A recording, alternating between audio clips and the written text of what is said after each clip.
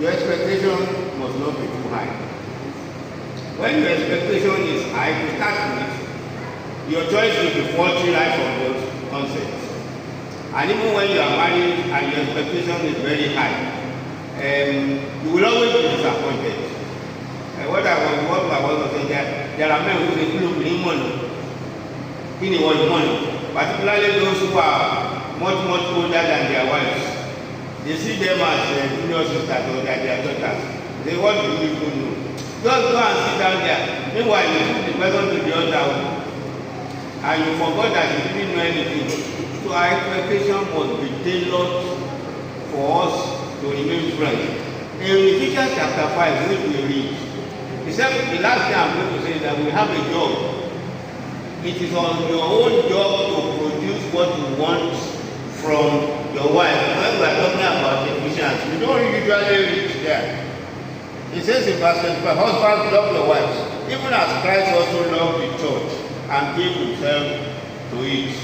From verse 26, he describes what Jesus did, that he might sanctify and cleanse it with the washing of water by the word, that he might present it to himself, a glorious church, not having spot or wrinkle out of your spouse.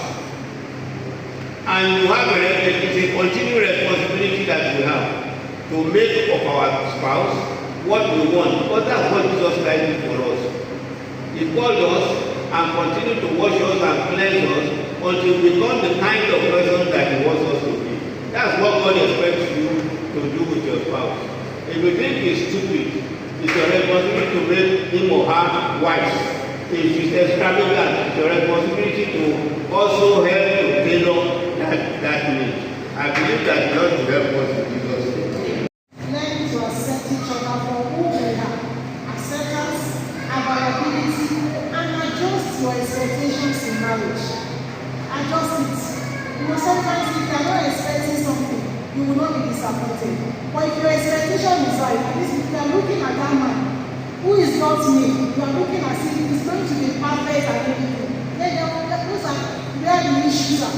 And another thing I want to quickly say is that when your wife or your spouse is talking about it, let's learn to be gracious towards them and not be judgmental.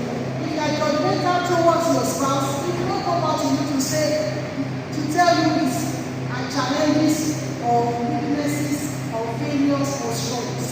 The Lord will give us understanding in Jesus' name.